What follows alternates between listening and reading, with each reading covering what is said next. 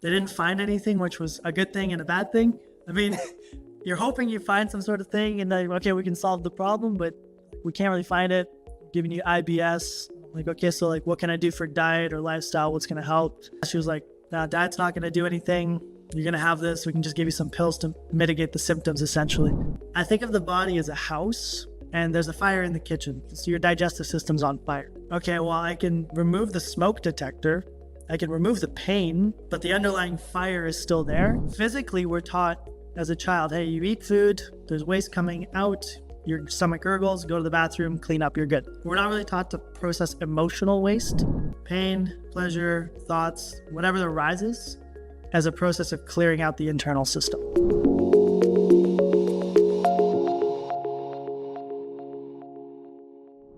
Hi, my name is Thrishi. Thank you so much for your precious time in watching this amazing conversation. I wanted to tell you real quick why I started this thing called the BioBelly Show. My best friend Ankit was diagnosed with ulcerative colitis around the peak of the pandemic. And I felt he did not know how it is to find root cause healing and how to find a long-term solution for his issues. Once I figured that out and I saw an intelligent person like him going through a vicious cycle of crippling symptoms that are changing his overall lifestyle and his relationship with food and his relationship with movement, I realized that the most important thing I can do is become a bridge to serve people with information on how it is we can bring root cause healing to the world, right?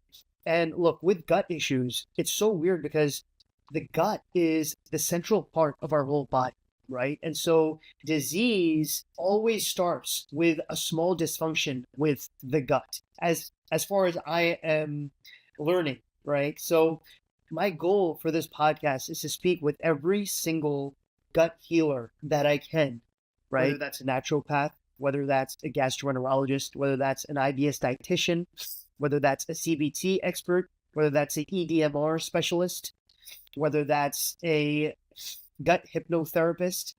Basically, I want to speak with everyone who heals guts because I want to make it very accessible how it is our body works, how it is we can get long-term relief, and how it is we should optimally live for an optimized gut, thereby having an optimized health. And I really hope you enjoy this conversation. If it serves you, please like and subscribe because it does support us and show us that our dream is coming true and we're actually healing guts for a living. So without further ado, let's hop into the episode. Hello, everyone. Today's guest is someone who has turned his own healing journey into a gift for millions. Radoslav Detchev. He is known for making Chinese medicine simple, practical, and honestly fun. He went through years of gut issues, confusion, frustration, and instead of giving up, he followed a path that led him to acupoints, emotional healing, and a completely different way of understanding the body. What I love about Rad is how genuine he is and how he doesn't come from a place of theory. He comes from lived experience. He lives everything he teaches from what actually helped him feel better. And now he shares those tools selflessly with the world in a way that's easy to follow, easy to try, and honestly pretty empowering. His content is healing, his energy is grounding, and his mission is simple. You deserve to feel better, and your body knows how to get there. In this conversation, I am super, super excited because he's someone who blends ancient wisdom with real life, and it's in a way that just makes perfect sense. Please welcome Rad Detchev. Thank you so much, brother, for being here today. Yeah, it's my pleasure. I think you might know more about me than even I know about myself. No, That's great. Man, and that's my job, right? So yeah, Rad, thank you so much for being here, brother. I wanted to start off learning a little bit about you, about your story, and what got you first into this beautiful world of Chinese medicine and gut healing. Yeah, well, I'll try and keep it simple and to the point, but I was born in Bulgaria. My parents came to Canada when I was 4 years old. They worked a lot, and I was quite unhealthy growing up. Like, ate a lot of bad food, stayed up late, played video games all day, like 10 hours a day kind of thing. And luckily, I started doing a practice called judo. And from there, I was introduced to calisthenics, working out, training. But I was very shy. I was very small. So I would always do it at home, which was, great. Push-ups, pull-ups, that kind of stuff. And then I completed a kinesiology degree because I was interested in the body, kind of made sense. And then I did what every normal person would do. I flew out to China, lived for 9 months in a mountain, training Kung Fu, Qigong, Tai Chi. And funny enough, with Chinese medicine and everything, over there I ate some food that just one shot destroyed my gut for years. And imagine you're training 8 hours a day and you constantly have to run to the bathroom and either nothing comes out, you're just like, come on, I know there's something there, or it's just liquid diarrhea. And like for years, it was basically constipation or liquid diarrhea. And I was someone into fitness. I'm a coach. I'm training people. I'm ripped. And then between clients, so actually back up a little. When I came out from China, I moved to Toronto and I started working in a gym there. And I would see like 5 clients in a row and just have to run to the bathroom between each one of them and basically just begging for something to come out to like release some pressure inside. A lot of gas, bloating, and yeah, it was a really shitty time. I went to the doctor. They did stool tests. There's blood in my stool. Went for a colonoscopy. They didn't find anything, which was a good thing and a bad thing. I mean, you're hoping you find some sort of thing and then, okay, we can solve the problem, but we can't really find it. I'm giving you IBS. I'm like, okay, so like, what can I do for diet or lifestyle? What's going to help? And my doctor, it's really funny. Her name was Dr. Rad as well. Like her last name was Alphabet Soup, but it started with Rad. And yeah, she was like, no, diet's not going to do anything. You're going to have this. We can just give you some pills to mitigate the symptoms, essentially. And in my mind, I'm like, nope, that's not going to happen. I was healthy before. I had good stools. They can happen again. And basically, I did everything I could. I did a lot of fasting, dry fasting, which is where you don't drink water or eat for several days. And I was doing that like one meal a day for many, many months. On the weekends, I'd do like 24 to 48 hours, no food, no water. Just because like when you give your gut that time to clear out, it can actually heal. But the problem was for me, I had like very big troubles keeping weight on. And so when I didn't eat, I would just lose more and more weight. And then when I did eat, I'd eat huge meals, which were counterproductive to healing the gut. So it was quite a difficult journey in terms of what I wanted physically for my body, being in the health industry, being a trainer at the time, to just healing my gut. And then I met a girl. No, it was a big story. COVID happened. I went to Chinese medicine school. And then COVID happened. And during that time, I was learning. It's kind of like a process of going from physical to mental to emotional to spiritual, where in the beginning as a young kid, you just want big muscles. You want to be strong. You want to win. And then you kind of learn that other things are important in life for some reason. And in Chinese medicine, the paradigm is that internal disease is caused by emotions. And different emotions will hit different organs. And for me, I don't know if you've ever done the Enneagram personality test. It's like 250 questions. It costs $100 or something. And when I got it done, I was like, oh, that makes sense. I'm like a perfectionist. 91%. Highest thing is just perfectionist. And so with digestion, in Chinese medicine, overthinking, worrying, and analyzing and concentrating consumes the digestive energy, and it gets you caught in that loop. For some people, it's fear or anxiety or sadness or depression. For me, it's like constant thinking. And I was dating a girl at the time who was in the same Chinese medicine school as me, and she was getting to watch me experience all these issues. And I'm like, man, my stomach is just killing me today.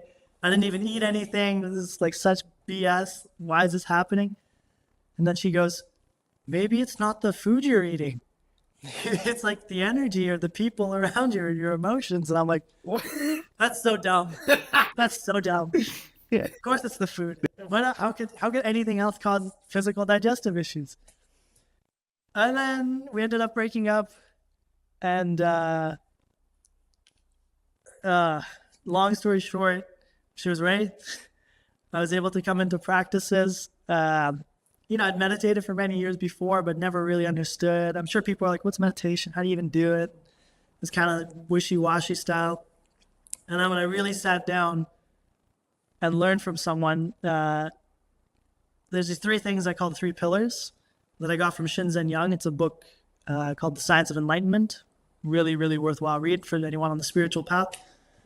And basically it promoted concentration, sense clarity, and equanimity as the root of your practice for all life, but for sitting. So concentration, your ability to stay focused on a task that you deem important. So I'm going to sit and meditate, but my brain is bouncing up all around. I'm not really meditating. There's no concentration. So you have to build that skill. Sense clarity is like, what do I feel inside my body? A lot of the times you're looking at a screen like we are right now, or you're watching something, you're outside of your body. Your consciousness isn't there. And so there's a separation between mind and body, where the mind is usually in the future or the past or outside of the body. And the body's like, please, I just need you here. Like we need to process the shit that's inside of us. And equanimity, which is basically acceptance or tolerance of whatever's going through the system.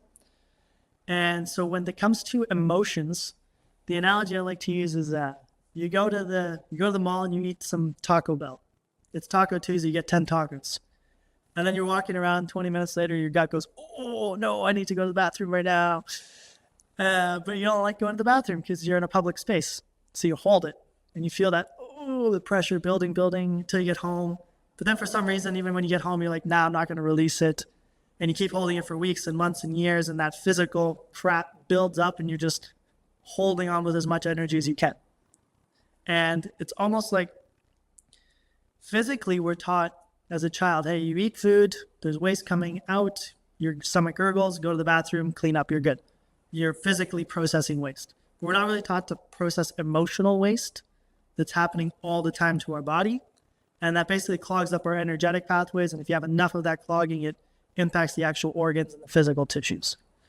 So through learning to apply it, I kind of came up with my own way to heal my own gut, to help other people heal. And it's kind of like on a big scope, learning or teaching people how to take responsibility for their own mind, their own heart, and their own healing. And I tell people really accept that there's probably some emotional component that you need to sit through. And the meditation practice of sitting and just being with it and accepting it and not holding it. Because a lot of times people, not to poo-poo therapy, there's the time and a place for it. But like, if I go to the bathroom and I look at my poop and then I jar it up and then I put it on the wall and then I write about it and I keep like holding on to it essentially. Instead of, oh, well, there's the corn, there's the chips, there's the pizza, and you flush it and you let it go. Like that's the actual healing process that Shinzen Young talks about in this book. When we can concentrate, when we can feel to the fullest senses, our sensations, whether they're overwhelming or not, like usually you want to get alcohol or drugs or sex or whatever it is to not feel, to numb. And that numbing process stops the release process, if you will. So the practices I teach are based on sitting with yourself, sitting with your body, and just completely accepting pain, pleasure, thoughts, whatever arises as a process of clearing out the internal system. So, yeah. Dude, that's awesome, man. I mean, Brad, like immediately where my mind goes is how far off like these teachings can be from the conventional medical assistance people usually get, right? Like if someone has gut issues and they're in like Utah or something, right? And they're going to like a GI doctor, the last thing he might be sharing about is, all right, sit with yourself, right? Like usually it's like, all right, you have bloating? Oh, okay. Well, you have diarrhea? Okay, well, how about taking Imodium? You have constipation, take a laxative. Is it really bad? Like, okay, maybe milk of magnesia, something like that. Maybe Senna. We'll figure it out for you. But it's like I love how And it's so promising and it's so encouraging to see the success that your method has had, because it kind of shows people that it's something totally new, something that people have never not even just thought of, but never had the faith to progress in. Like, just that, like your girlfriend told you, like, hey, it might be like these emotions that you haven't been processing. Immediately our logical mind sometimes kicks in and tells us, dude, there's no way like that's a factor. Like, like, come on, man, it's a problem, it's a physical problem, I need some medication or something to fix it. So, or I have to change up my food.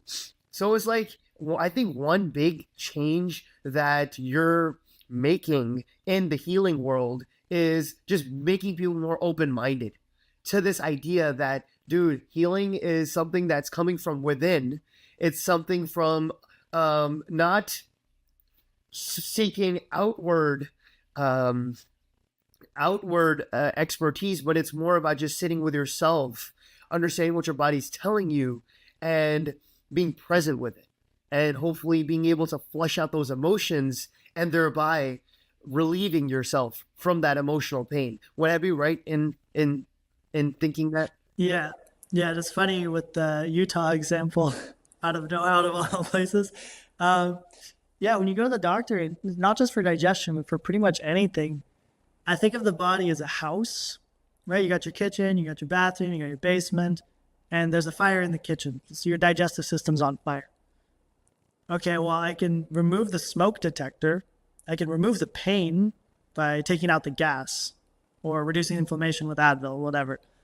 But the underlying fire is still there. You've just decreased your body's sensitivity to it. So it's almost like the pain teacher, right? If I put my hand on a hot stove, thank you, body, for feeling the pain so I can rip my hand back off with the least amount of damage possible.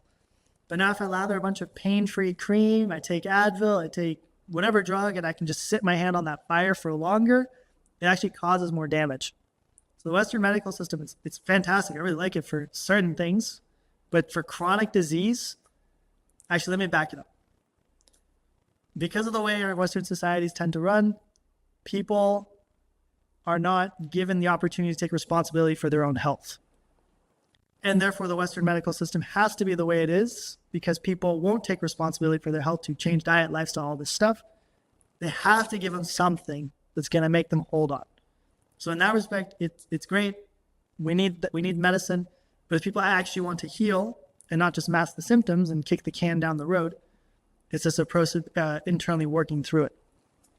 And I realized in my own process, as much as it sucked what I was going through at times, if I didn't have those digestive issues, I probably wouldn't be here with the knowledge I have and the lessons that I've gained. And frankly, I didn't invent anything. I'm standing on the shoulders of giants and I've experimented and built and tried to synthesize basically I just share the things that worked for me.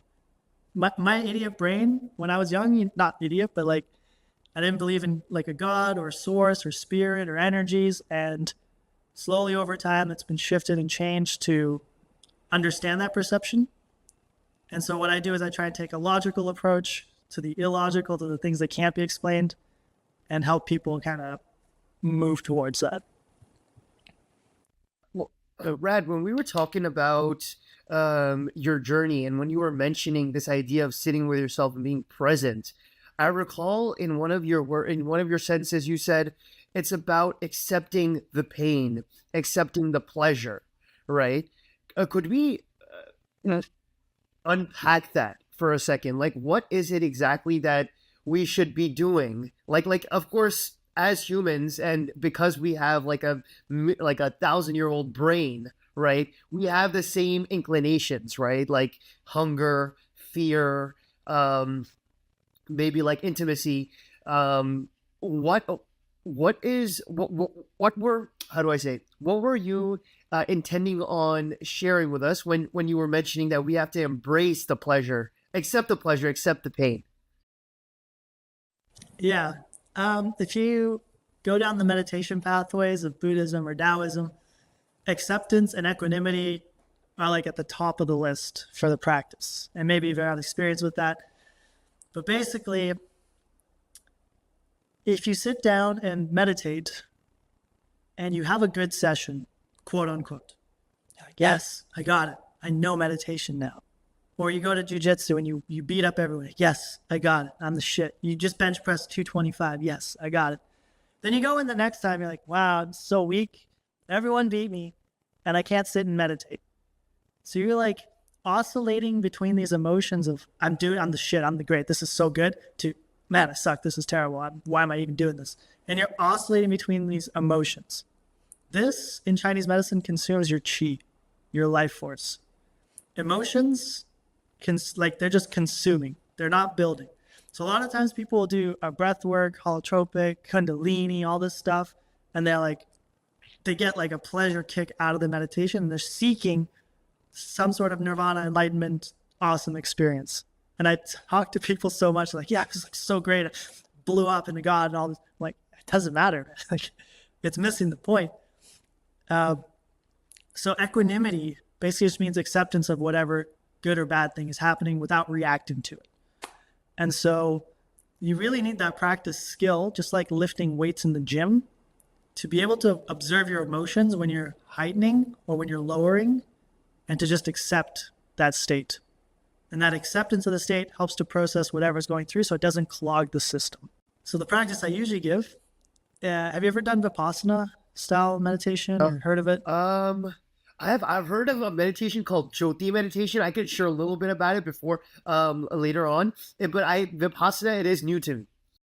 Okay. So it's a Buddhist tradition meditation, and there's a style called a Goenka retreat based on this guy, S.N. Goenka, who basically created a really beautiful way to share meditation for free. And so there's about 50 centers in the world. They're nonprofit. It's all volunteer-based and all donation-based. Each one of them runs as their own unit. And essentially, if you go there, it's 10 days, 10 hours a day of silent meditation. You don't look at anyone. You don't talk to anyone. You don't read. You don't write. They give you food. Basically, you just sleep, eat, and you sit and meditate. And so a big part of it is just not moving as you meditate. And generally, when that happens, pain will arise in people's bodies from not moving, and you just have to sit and try not to suffer through it in a sense, because your mind will go, oh, this sucks, move. Why am I doing this? I don't like the worst thoughts, and everything will come to the forefront. And it's just like going to the gym and lifting weights. You know, if this cup weighs 10 pounds and it's difficult for me to lift, every object in the world is going to be really like draining and taxing on me physically if I'm weak. Okay, but if I take the responsibility to go to the gym and like, oh, this is heavy, this sucks, and I consistently commit to building the muscle and the strength, then everything around me is very light, relative, and it doesn't drain me.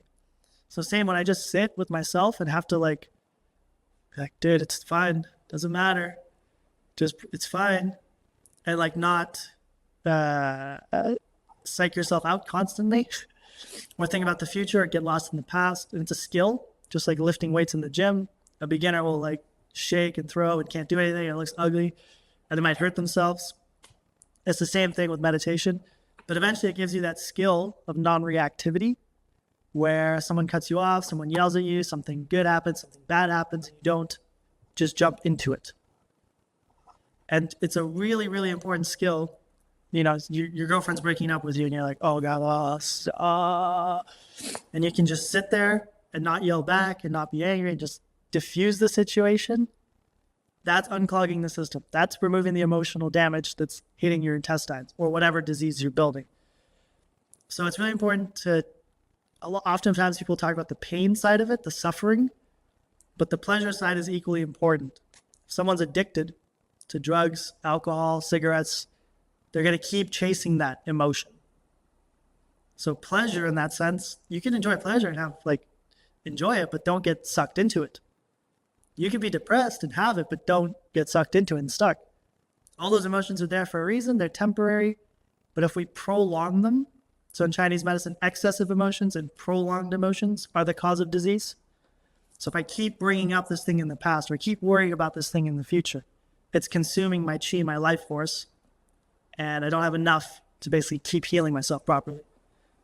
Or if I take a huge hit, big trauma right in the moment, that's obviously going to take a lot of chi as well.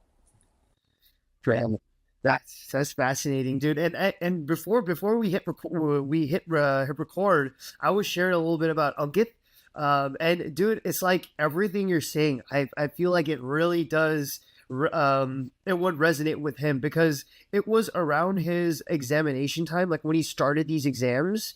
There's always like this pressure because he has to take basically like 4 accounting exams in like 18 months, and if he doesn't finish the 4 exams within the 18 months, if he only did like 3 of them, then at the end of the 18 months, he has to do the 4 again, right? So it's like he has to do all 4 at once. So because of that very high stress, I think that he was definitely in a place where he was bottling emotions and he wasn't able to, maybe have that stoicism, but also that open-mindedness to just accept that stress and just let it flow through, where you were just bottling it up. And I think that went hand in hand with his flare-ups of ulcerative colitis. But yeah, I'm definitely going to share more about you with him, man. He's super interesting. But dude, going back into the meditation, it's so interesting because I was actually very lucky to grow up in like under the guidance of this spiritual teacher. And it's so interesting because, as you said, the science of enlightenment, his mission the name is very similar. It's called the science of spirituality, and it's interesting stuff. And he, by profession, I believe he's an electronics engineer. We went to AT&T Labs, and he's basically pretty well known when it comes to like the touch screen, like the touch screen technology. Like he was one of the people who helped and pioneered that development. But what because of his forefathers, he had an influence of spirituality, and over time, his career it went into spirituality, meditation, healing from within. And he actually came out with this book called Meditation as Medication. Super interesting guy. He even has this book called Detox the Mind. And he basically reminds me a lot about you because he really talks about how sitting within, and he's the one who taught me about Jyoti meditation, where he, again, just like your meditation, it's like you sit in silence, you don't move. And he kind of has this thing where he looks 8 to 10 inches ahead of himself, like through there's basically like different how do I say, like zones or chakras in the body. You probably know 1,000 times better than me, but he talks about how there's like I want to say like basically a 10th door here, and he's like, if you focus and you have a gaze 8 to 10 inches ahead of you, it's like you can kind of find like a focal point here, and so it's like you're thinking of just that point. And he has this like these like holy words that he has us repeat, so our mind, just like you're saying, it doesn't go like here, there. It's like going in like a loop. And he talks about how this meditation, it is truly medication for a lot of ailments, because one thing that it's doing, what you're talking about, is it helps you heal and first be present with yourself, but also give your body a chance to just slow down and, like, self-introspect and relax, so it's super interesting stuff, like, because it really is mind over body in a certain capacity. And how you were talking about how it goes from physical to emotional to spiritual, it's like maybe it's like signs in my life, but I'm learning more about it in my journey as well. So yeah, super interesting stuff. I'll tell you more about it, bro, later on. Yeah. It's interesting you bring that up. There's many ways to look at it. Meditation can be useful for those things, as you say, but in my mind, when I hear the word, there's a lot of words like yoga, like qigong, like tai chi, that have been co-opted and bastardized, frankly, and transformed into something that is not at all what the thing is. So in the word of meditation, the original practices, there were nothing about health. It wasn't about getting rid of anxiety or healing your gut. And obviously, these things have helped me in that sense. And it depends on what you're trying to get with it. but the originality of it is spiritual enlightenment, right? Our physical bodies are not the be all end all, they're a part of it, but these practices were not meant to heal any particular ailments. So I would encourage people to use them, but to not get stuck and fixated on one thing. So like, I'm going to do Qigong to heal my gut. Rad, what's the Qigong to heal the gut? I'm like, it's not really how it works. It's a whole system. You can't just like paint the kitchen and install new things in the kitchen and somehow the rest of the house is going to function. Like, you got to start from the foundation, the ground floor. You need to build chi, build energy, calm the mind, and then things unfold on their own from there. So it's, yeah, I don't know how much you want to go into that, but like with yoga, even with the chakras, there's just so much erroneous things out there at this point. And not that I know everything about everything, but it's, yeah, it's a wild world out there. Crazy. I mean, it's so interesting. You know, it's like, at the end of the day, the reason why people do stumble upon these eternal gifts that I believe the universe or the creator has gifted us to understand ourselves more. I believe we stumble upon them when we are in like a time of crisis, right? When we are looking for answers. And so even though the health improvements is not the end all be all, it's not the eternal solution that we truly need. It's because of that where we're like, okay, let's explore, let's take this endeavor, whether it's like our spiritual journey to, you know, figuring out who we are, why we're here, what's the purpose of all this. And it's super interesting stuff, man. Coming back though, Rad, sorry, were you about to say something? I saw you about to. Oh, no, yeah. Yeah, love it. Going back to healing, right? When it comes to gut health, even in your personal life, how did you see? Because one thing is like at the end of the day, people usually get convinced to try something when there's a proof of concept, right? How powerful was meditation, self-introspection, and your spiritual practices in healing your gut? Like maybe if you can talk about like timeline, like how soon it was, and just to give us a clearer idea of what that process could look like if we were to hop on this train and really focus on root cause healing versus the conventional route, which has left a lot of people in the mud, hopeless. Yeah, that's a great question. Remind me that I do want to come back to physical stuff too. Oh, dude, Food recommendations and stuff. But in terms of the spiritual, I'm just trying to remember when I first did it. 2022, I think. I did my first Vipassana. And that's where I really started to understand, like, oh, okay, this takes a lot of time. And I know I want to tell people it took like 6 months to a year, which is, I would say approximately actually what it took. But I was like going hard on it. And I was afforded the opportunity when you do have Vipassana, it's 100 hours straight. It's like you're fitting in multiple years at that point in like 10 days, depending on people's ability to sit and do it. And you're really like, you know, sometimes it's up, sometimes it's down, but because you're in an environment with 100 other people and it's just like supporting that state. Basically, the first time I did it, till day 7 or 8, just a quick, so Vipassana, the general technique is you scan your body from up to down, and you put your mind and your awareness on the skin. And when you put that much awareness on the skin and the sensations, you start to notice like very tiny subatomical sensations that you were not aware of before. And they're always happening throughout your body. And now you're like building a system to feel that level of sensation. And so you'll notice when you have a thought or something, you'll like your senses light up like crazy. And you can feel even more so where the thing is happening. And so this process of the scanning, coming up and down, you're gaining insight into reality. Like your body is the only thing you can observe reality with. And I can't observe the particles inside this computer with, like, I can go with a microscope, but I'll never understand it. to the depth that I can close my eyes, observe the sensations and all the little atoms of my own body vibrating in and out.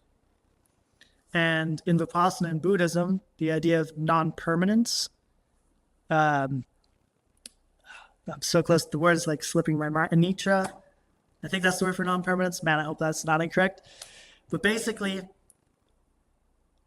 right now you're looking at me and there's like a light source hitting me. And our perceived vision of this is the light is stable. It's non-changing. But the reality is it's like little photons shooting through the air at crazy amounts of speed that it looks like it's static and nothing changes. So in our lives, we have this presumption that nothing changes.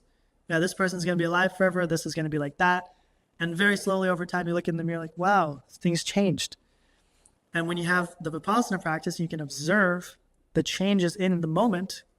Basically, all our atoms are blinking in and out of existence at high vibrational speeds, and we're 99% empty space.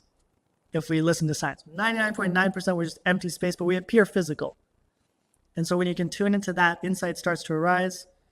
And the process there is like, when your mind goes inside and you go to a deep level, a whole bunch of shit gets released to the surface and you're clogged again.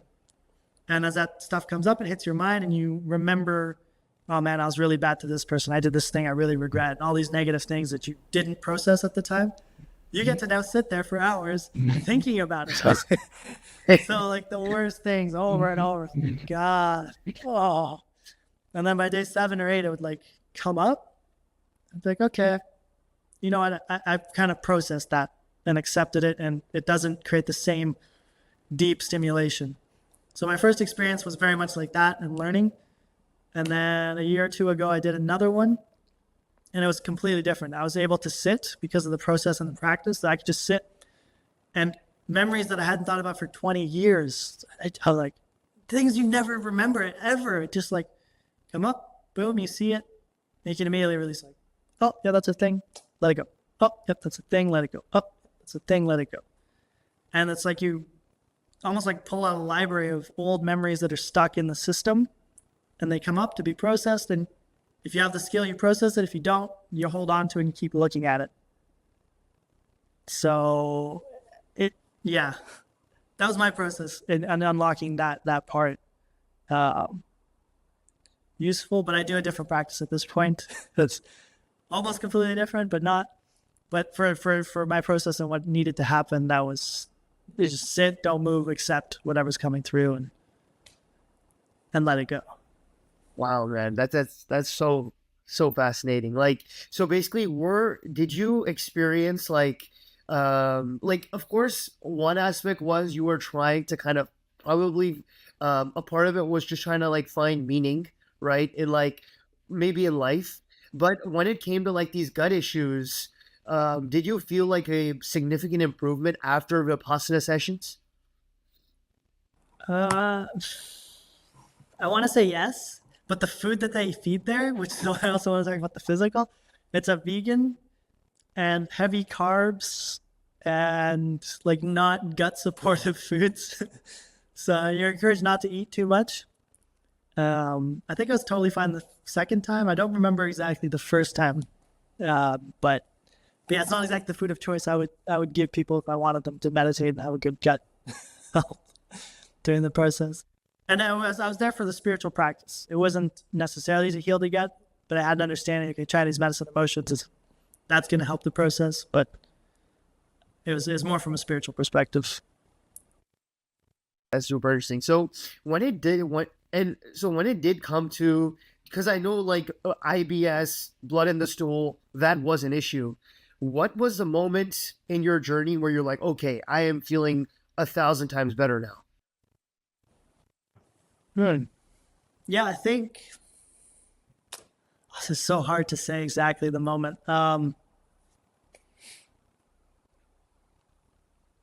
It's a process. I think I always believed that I would heal myself. And so anytime I got a glimpse of like, wow, my stomach doesn't hurt today, it's healed. And then the next day it would hurt. Okay, it's not healed. But it's okay. Like there was a moment, something happened and it healed. And when you do these things and these processes, and I'm sure I don't know. Have you ever done psychedelics? I have not had the opportunity. No. Yeah. I'm not here to promote it, and I haven't done it in several years.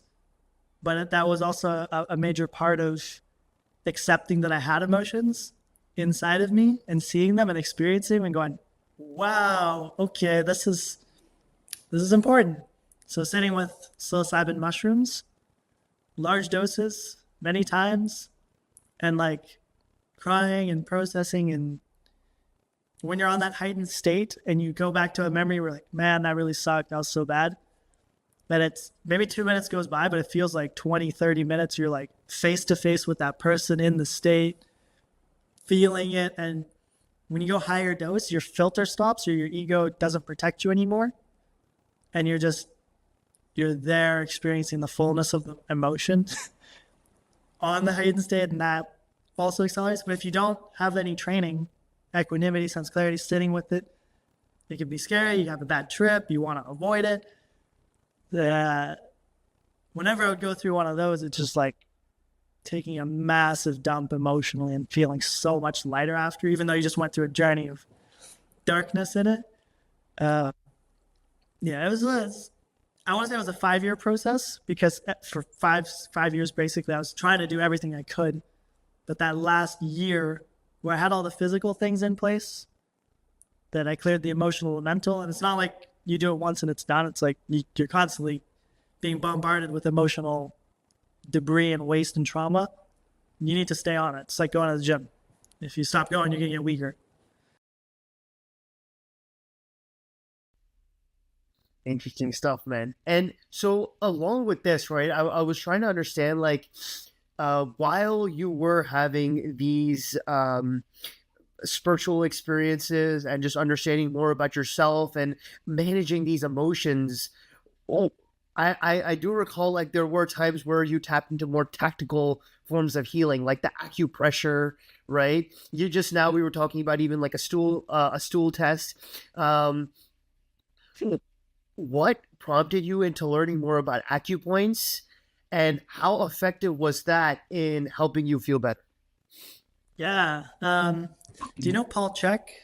Paul Chek. I don't. Sorry, I don't. No. Yeah. Definitely look into him. He has an institute called the Chek Institute. He's been around for 40 years, one of the OGs. He's 60 something. He's jacked. He's super smart, but also super spiritual.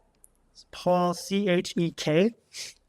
I've done a lot of his training, and that really also helped transform my understanding of energy and the body. And through the levels, he'll mention, he mixes a bunch of different systems, essentially. And one of the systems was Chinese medicine. So in 2019, I did his level 3 lifestyle coach. And there was some Chinese medicine stuff in there. And my mind went, Paul likes Chinese medicine. I need some sort of energetic skill set. Let me go study Chinese medicine. And I never had acupuncture, had never had experience with Chinese medicine. Didn't even believe it. I started studying in school, like, get out of here, these energy channels. I stick some needles in, it's going to do something. I don't know. I don't think so. But sure, let's just keep going with it. Have a little faith. And sure enough, when I needle people, sometimes it worked, sometimes it didn't. The skill of the practitioner, as we go deeper into acupuncture, but the practitioner makes a huge difference. It's not just sticking the needle in. But oftentimes we'd have clinic where we're treating patients, and sometimes we'd have free time. So I would get treatments. And anytime someone would needle the stomach area, everyone would say, yeah, this is like the least painful, easiest spot to take a needle. And as soon as someone would stick a needle in there, like my whole body would sweat and I'd go, oh, because there was so much trapped in there, stagnant chi that was like getting hit with the needle. And I'm just like, I'm sweating before the needle even goes in. I'm just like, whoa. And then it hits and just, anyways, so I definitely noticed a lot with that. And now when I get needled in the abdomen, it's like nowhere near that level of sensation. And it's more of just like a pleasurable feeling of a sloshing movement of chi inside my body. So that's my own personal experience, and needling myself, getting the needles, moving the chi, seeing it work with other people. And then obviously a lot of my growth on on Instagram and TikTok originally. Was around that. So it's super funny how many things came together around Chinese medicine. And yeah.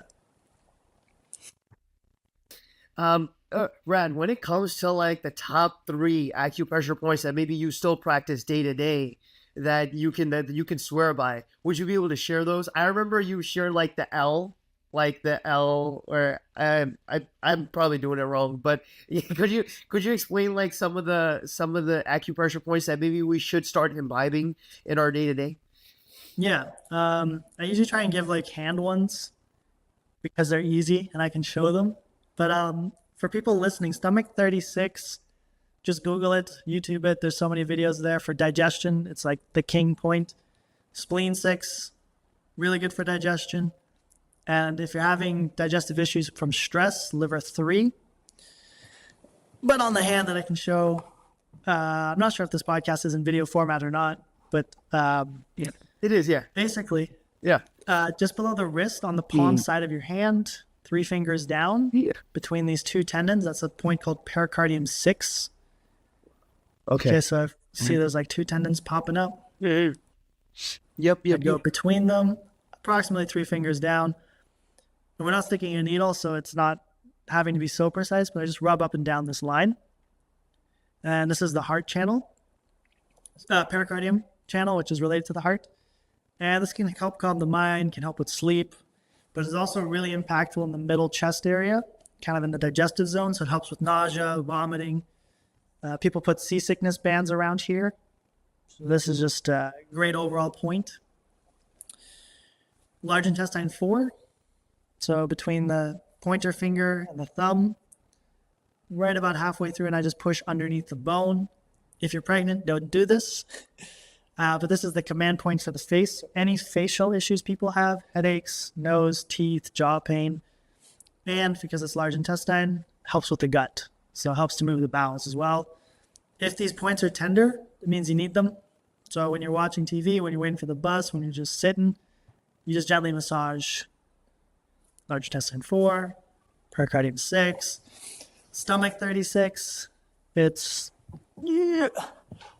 4 fingers below the kneecap, but kind of hard to do that with this video. So this is my left leg. I run my hand up the shin, and there's a big pocket here just underneath the knee. This is a really big spot, so you can press on it like this or lay on a tennis ball. If you have a lacrosse ball or tennis ball, massaging the outside of your shin by like kneeling on the ball is really, really good for digestion. Yeah, those would be like my go-to points, best ones. Solid, man. Solid. It's so interesting, Brad, because the more I'm learning from you, the more I'm realizing that healing is not something that's like,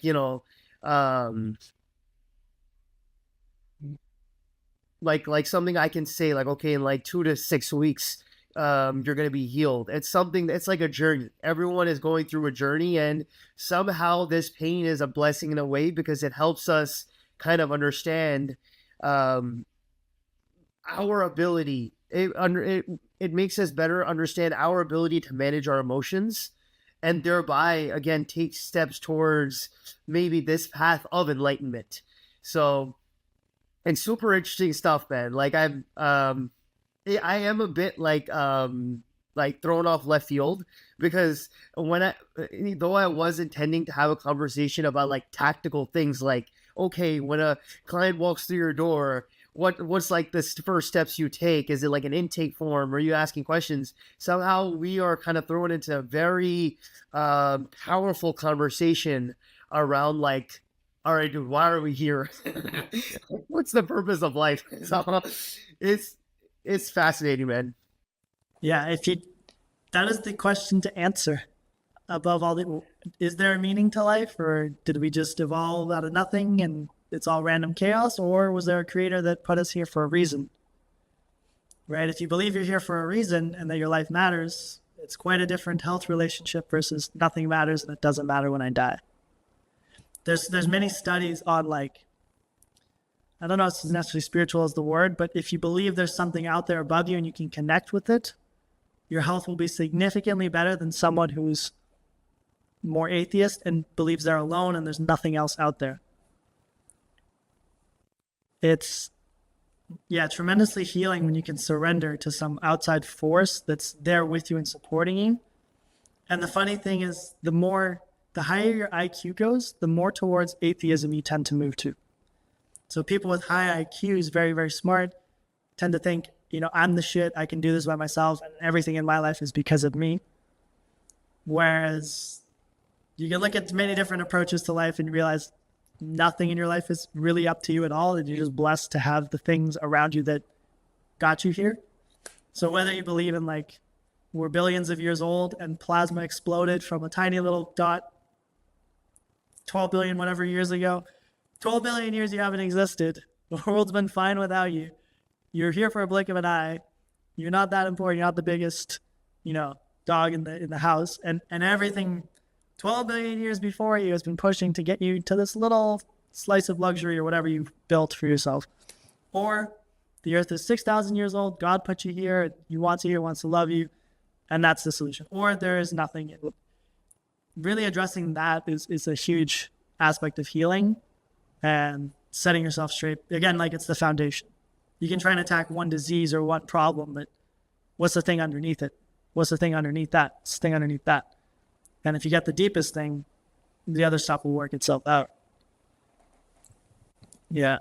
If a guy or a girl with severe gut issues was coming to your front door, right? And after speaking to them, you realize it's about time for them to find root cause healing. What would be the first few steps you would tell them? If it was me, a younger brother, and you were like, all right, Trishy, this is what I want you to do. What would those steps be? Yeah. Let me give the caveat. Some people don't want to heal. And as a coach, you cannot make people heal. You can lead a horse to water, can't make them drink. So I've had clients where I'm like, you need to stop eating pizza. And they're a doctor. I've had several doctors, and they're like, no, the research shows it's totally fine. It's not actually a problem. I'm like, bro, you're fat, you're overweight, you're inflamed. You need to stop eating pizza. What are you questioning? What are you paying me for? Some people just want to sit in their high intellectual ego and tell you you're wrong. You're like, okay, I can't help you. But let's say you're earnest and you want it, and you're actually like, okay, Rad, tell me what to do. First is that meditation practice. Start with 20 minutes a day. The goal is just don't move. So in the beginning, you're not going to hit high levels of equanimity or anything. You just don't move. Put a timer. Don't move.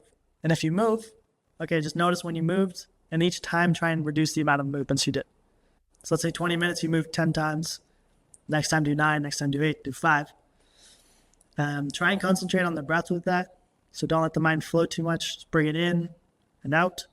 An easy thing to do is as you're sitting, think exhale, release tension. Relax.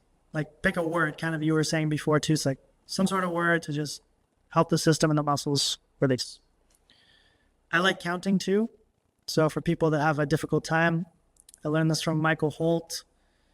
He was actually very beneficial. Savage and Saint is his Instagram for my movement and meditation. As you inhale, you count 1. As you exhale, you count 2. You inhale, you count 3. Exhale, you count 4. We go up to 8. Then once you hit 8, you restart, you go back to 1. Inhale a 1, exhale a 2. If you inhale a 2, you've done it wrong. If you've counted to 14, you've done it wrong. So there's a very objective way to measure your concentration. Did I sync with the breath? Did I count past 8?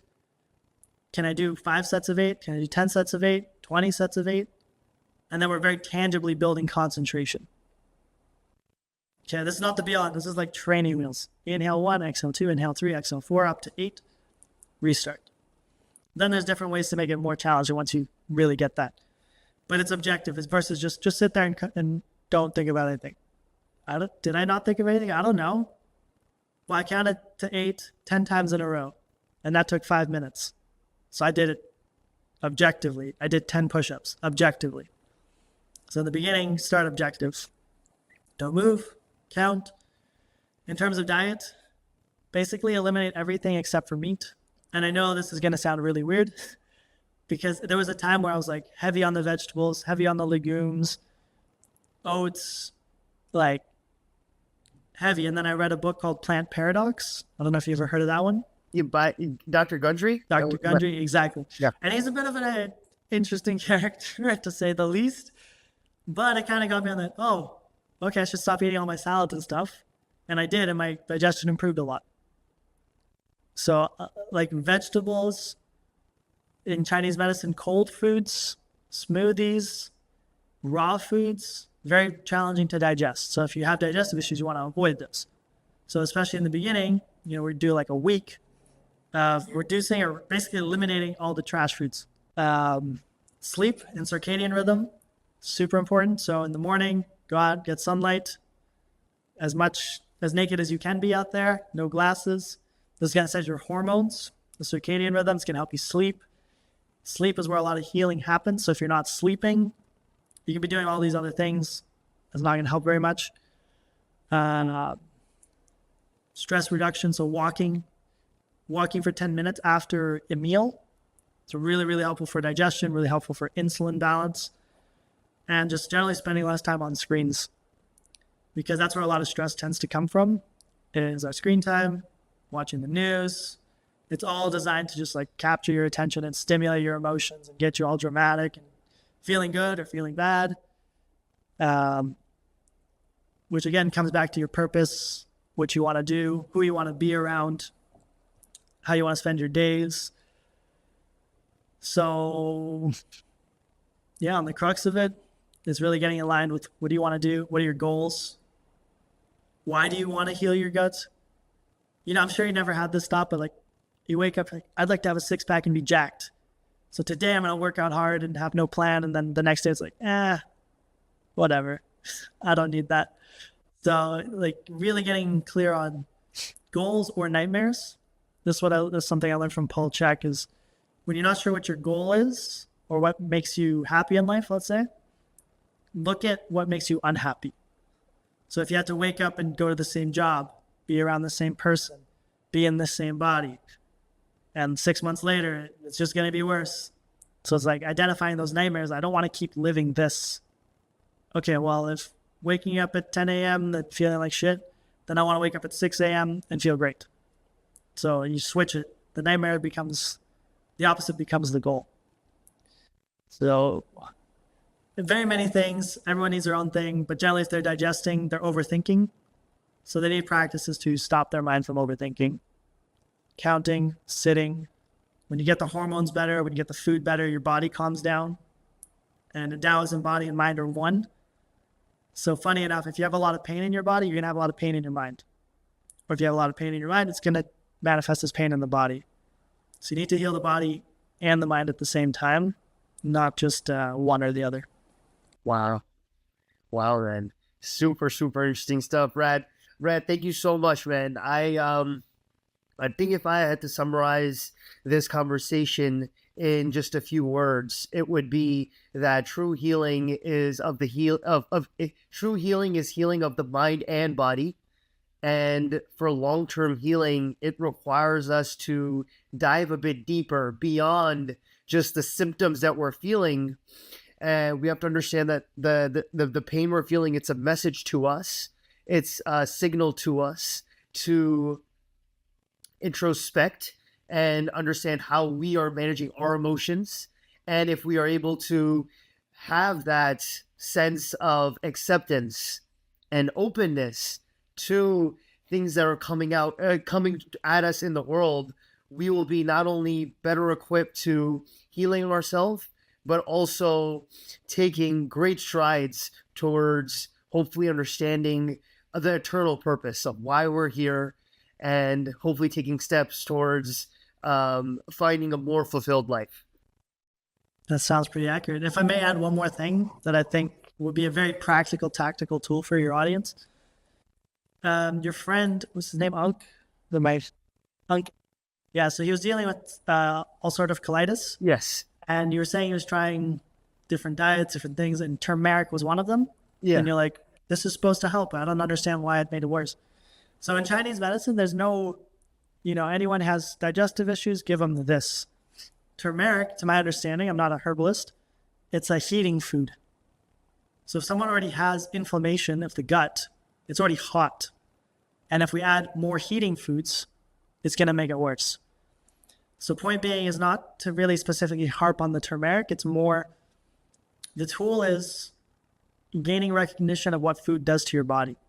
So a lot of times we'll read a book or marketing and say like, this thing is supposed to help me. The amount of times I've taken supplements like a multivitamin or something, my body wants to vomit it up. And I didn't realize like, yeah, my body's telling me don't take this. And I'm like, I need this multivitamin to get it down no matter what. If you're eating foods and your body immediately disagrees, wants to vomit them, you get bad stools, your skin breaks out, you get dry eyes, you get mucus, you get tired, fatigue. These are all very tangible signs that are happening. You get bloating when you eat pizza. No expert or diet or blood test or allergy test is going to be better than your body telling you immediately what's going on. So the idiocy of our system is that like, if I like to eat spicy chicken wings, but they give me heartburn, I can take Pepto-Bismol or Tums or an antacid so that I don't get the signal of heartburn from eating the chicken wings. But if that immediate signal is no longer there and I can eat more chicken wings, what's going on through the rest of the system is even worse than the signal of the heartburn. And even more stupidly, when we get heartburn, people think we need less acid in the gut. Generally, we need more acid. Okay, we need more acid to digest foods, to kill parasites, to kill bacteria coming in. And when we have higher levels of acidity, such as when we eat, the sphincter, the esophageal sphincter, I believe it is, will close based on acid. So when we have acid squirt up, it should close naturally. If it doesn't, there's not enough acid, or we've spent a long time with antacids or bad foods that this sphincter mechanism is impeded, and we get acid through the esophagus, causing the heartburn. So if we're taking antacids, we're actually reducing the closing of the sphincter, and still stuff will slosh up, but we won't feel it as bad.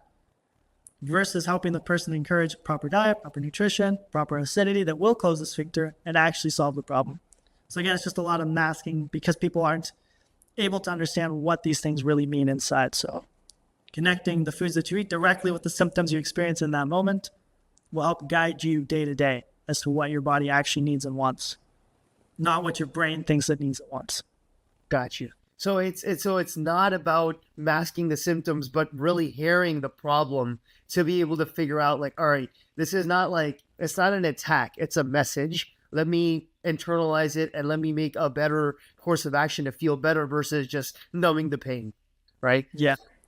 So I have like a client right now, he's coming to me with SIBO, and we're doing a lot of physical training, but I gave him like dietary recommendations, and he gave me a list of medications and protocols and all these things that doctors could do, and platelet-rich plasma replacement. And I'm like, bro, like, you're not going to get rid of bacterial overgrowth in your intestines if you keep feeding them. Yeah. Like, you just can't. You have to be absolute and completely cut out everything bad for like 6 weeks at least.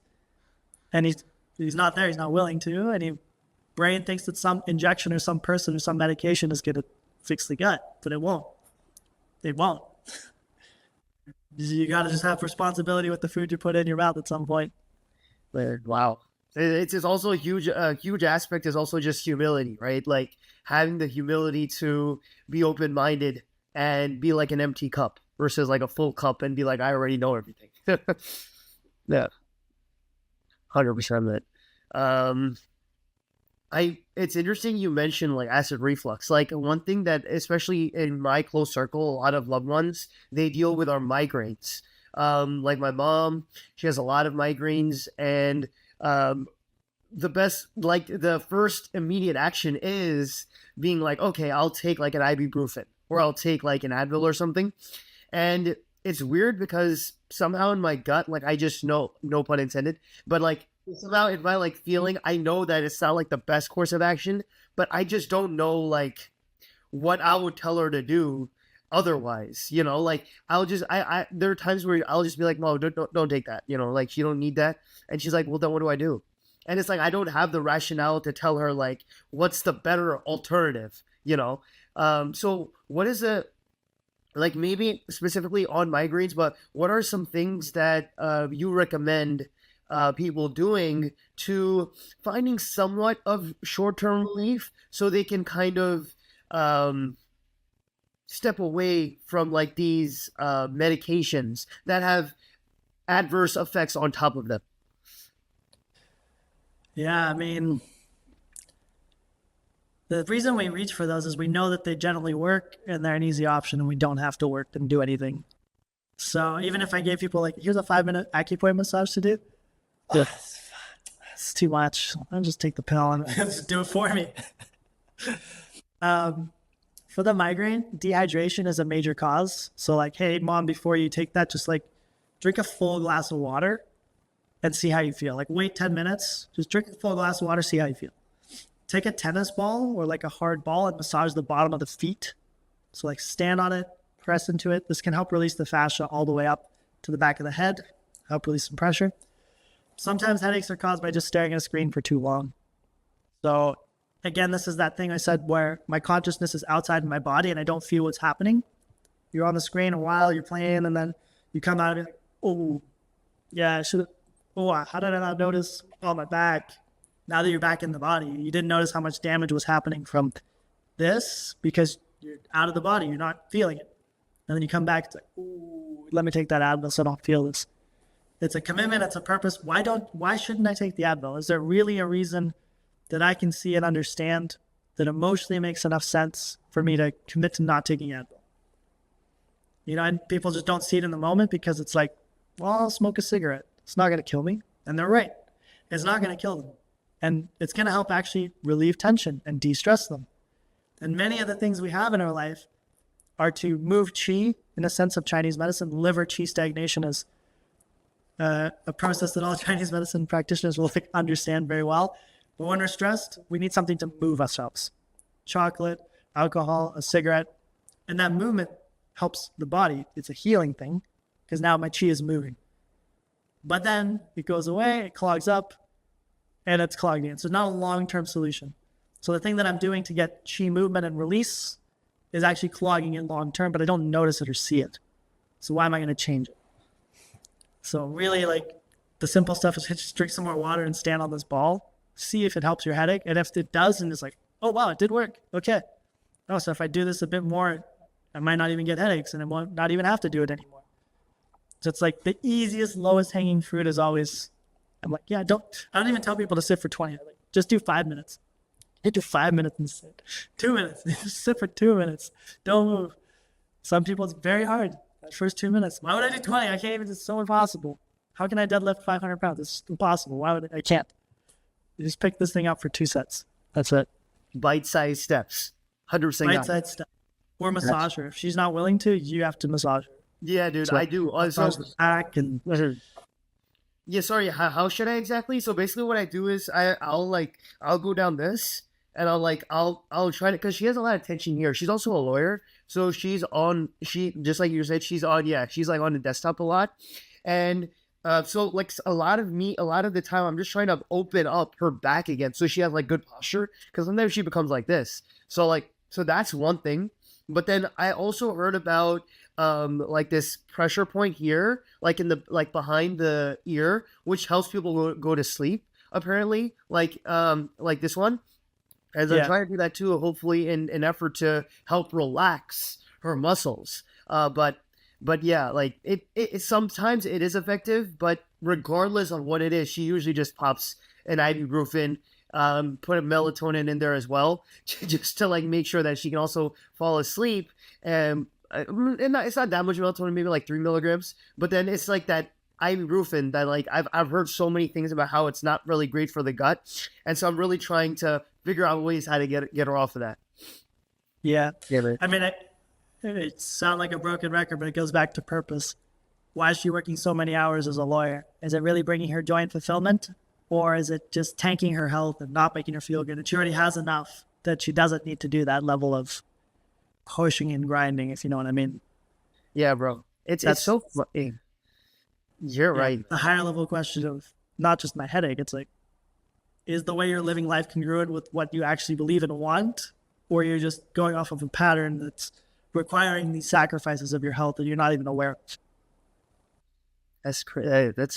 That's like absolute facts right there, bro. But like, it's so funny because it's like, uh, I've heard of this theory a lot of how like we want certain things because people around us want them. And so it's like it's like a mimetic theory. I might be saying it wrong, but it's like basically like because everyone around us, they want to be financially successful. We also want to be financially successful because everyone in my class is jacked and strong. I want to be jacked and strong. And so it's like there is like this idea of like, do I really want this? Do I really need this? And I even feel that in my life personally, right? Like just like this with this podcast and with BioBelly and all the things we're doing, it's like a part of it is wanting to make a positive impact, right? But it's also, if I may be like transparent, it's to get my family in a certain position financially where they don't have to worry about certain things, right? And it's also to be in a position where hopefully I can be giving and more effective in providing relief to people who might need it. Like not even just here, but overseas, right? So people with like very impoverished conditions who don't have like even like clean water to drink. I'm going into a huge tangent here, but it's like sometimes the reasons why I do things, I might be doing things that contradict what I want in the moment. But it's like I just have like an inkling that, Trish, if you just hang in there for a good amount of time, eventually you'll get what you really want, you know? So I guess maybe it's something about that. It's like maybe a delayed gratification aspect of things that might be like a root cause to this this pain people feel, or just living a life that might contradict them. Is that something you think about, Rad, or am I maybe way off? Yeah. Touching on the bigger part, it's in Taoism. To really practice, there's a lot of stuff that claims to be Taoist, but it's like so far off of what it, like the basis of it. I don't know how much you know about Taoism, but like one of the tenets is Wu Wei, which is non-governing, non-doing, non-controlling. And we have these intentions. Like, I think if I make enough money and I can retire my family, that'll lead to the best outcome. And there's a good intention. And I talked to a friend of mine and I was like, he's like, yeah, I mean, I made a whole bunch of money. This is his story. He made a bunch of money, retired his dad, and it was the worst thing he could have done. He said his dad like spiraled because he didn't have to work and he had money and he just, the devil loves idle hands kind of thing. Yeah. And I had this intention to like save my family with money, and it actually made things worse. So when we live off of like intention, like we need goals, we need some sort of aim. It's like we're trying to function as good human beings, but oftentimes what we thought was good was bad, and what we thought was bad was actually good. So to not get caught into like, that's equanimity, not chasing the pleasure, not running from the pain, not forcing too much the grasp of solving this problem and getting it done in the way that I think it should be, versus God's plan, God's will, the Tao, the flow of the universe. It comes back to that purpose again. It's, why am I here? What's the point? And I can intend, like a lot of people, I'm going to be a lawyer because they make money, or I'm going to be a doctor because my parents are doctors and that's why. Versus your soul was put here to be a painter or a musician or to be homeless. I don't know what. Like, there's a certain point where it's like, if you really accept and find the thing that you're meant for, regardless of this illusion of I need a bunch of money for it, then the soul can actually like process and do what it wants. You could be a really successful doctor with a beautiful wife, a big house, and kids, and be terribly unhappy because that was not the plan for you this life. But yeah, forced it because of good intentions. And it's not like there's a right or wrong. Like, you won't know until you know. Yeah. And part of like with people with digestive issues is they have that tendency to force, to need it to work out the exact way they want it, or else it's terrible and wasn't good. So it's a balance of both. unless you're like super spiritual master tapped in and can get the perfect message from source and follow it, which is not most people, there needs to be some sort of goodness guiding you forwards and light.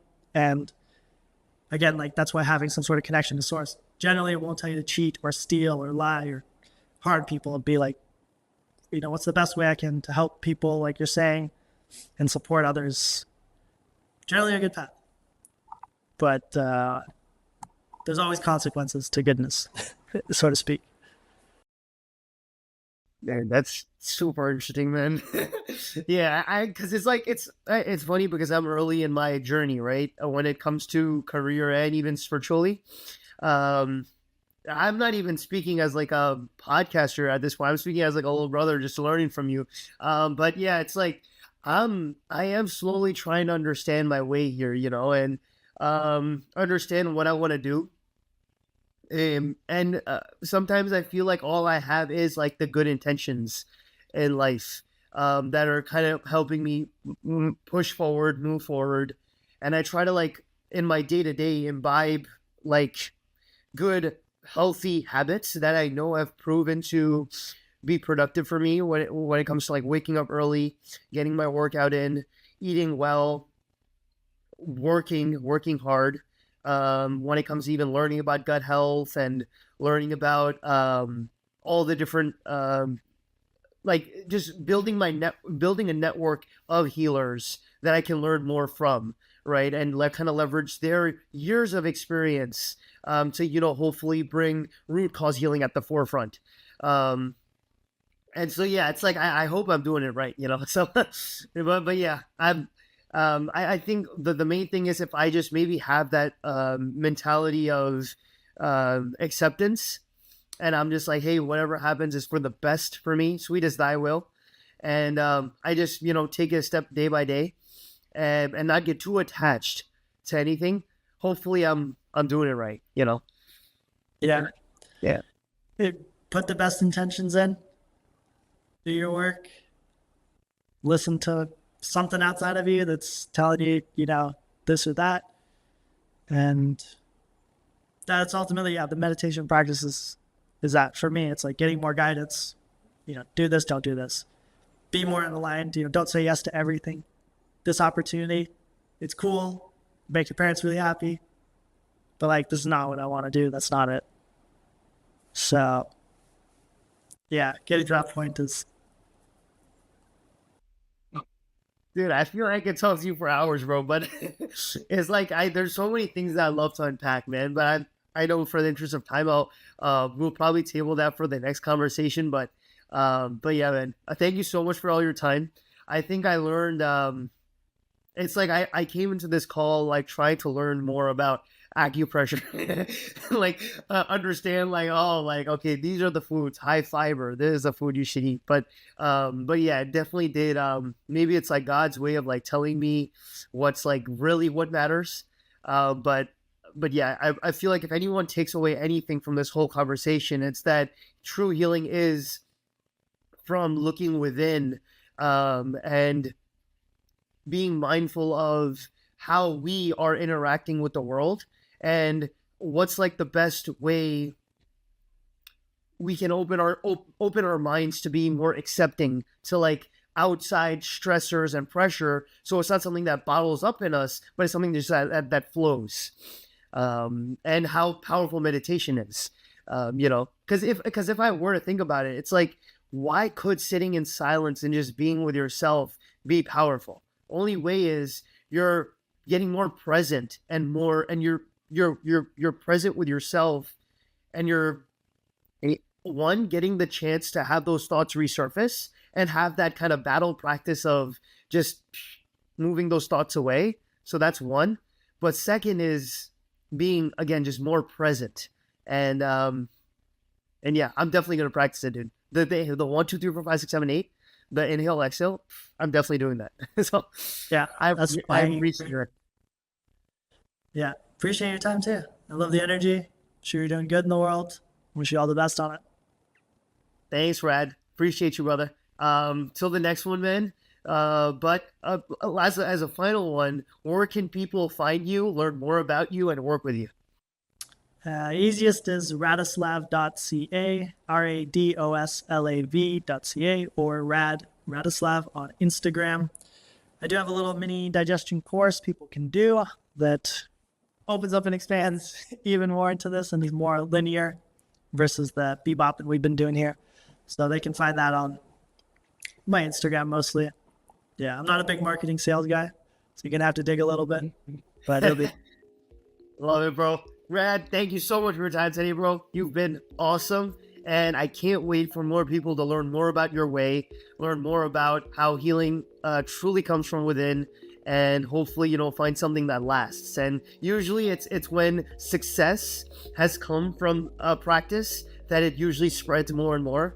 So I'm super hopeful that, the millions of people that you're changing the lives of, they're going to hopefully start speaking up, sharing more about you, and spreading the teachings that you were able to acquire through these years of search when it came to going to China, when it came to the psychedelics, the overall self-exploratory journey you've had. Hopefully, we get to learn more and more about it, and I can't wait to see the next level you go to and all the stuff you do, man. Likewise, same for you, brother. Wish you all the best and keep blowing up. Thanks, homie. Appreciate you.